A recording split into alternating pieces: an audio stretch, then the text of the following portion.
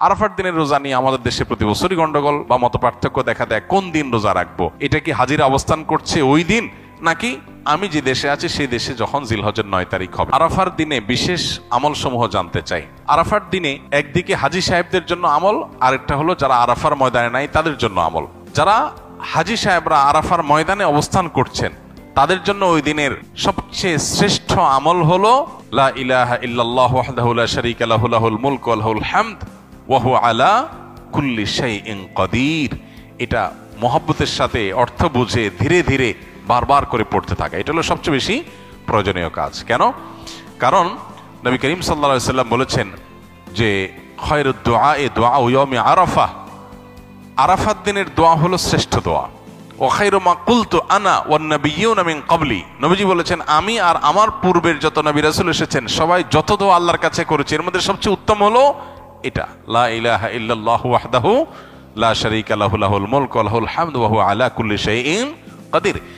আল্লাহ ছাড়া সত্যিকারের কোনো মাবুদ নাই। লা ইলাহা ইল্লাল্লাহ ওয়াহদাহু লা শারীকা লাহু, তিনি একক এবং তার কোনো শরীক নাই। লাহুল মুলক ওয়া লাহুল হামদ, রাজত্ব এবং প্রশংসার অধিকারী একমাত্র তিনি। ওয়া হুয়া আলা কুল্লি শাইইন কাদির, তিনি সব কিছু করতে সক্ষম।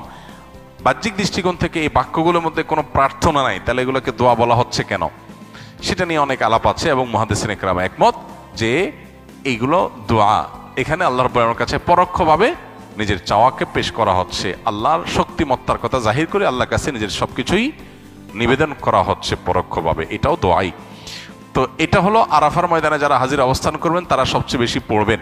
অনেক উলামা ইকরাম অবশ্য বলেন যে এই দোয়া অর্থাৎ লা ইলাহা ইল্লাল্লাহু ওয়াহদাহু লা শারীকা লাহু লাহুল মুলকু ওয়া লাহুল হামদু ওয়া আলা কুল্লি শাইইন কাদির, আরাফার দিনে, আরাফার বাইরে যারা পৃথিবীর বিভিন্ন প্রান্তে গায়রে হাজি যারা আছি তারাও পড়তে পারেন, বরং আরাফার দিনে তাদের এটা পড়া উচিত এবং এ ব্যাপারে অনেকে রেকমেন্ড করেন।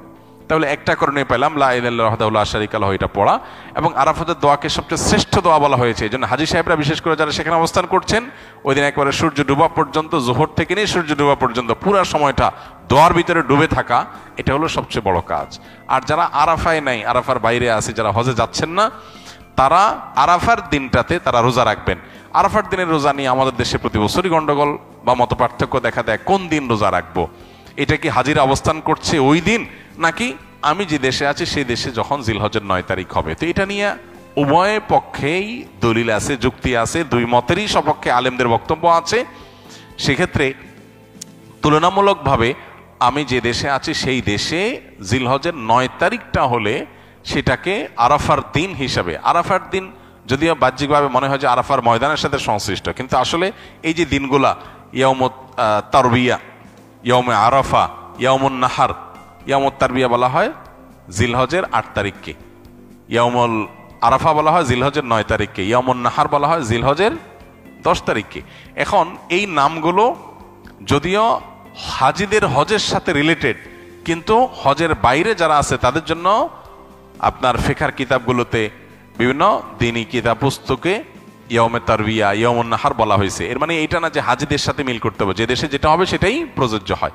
তো সেই আলোকে ইয়াউমে আরাফা আপনি যেখানে অবস্থান করছেন সেখানকার 9 তারিখ হিসাব করে রোজা রাখতে পারেন।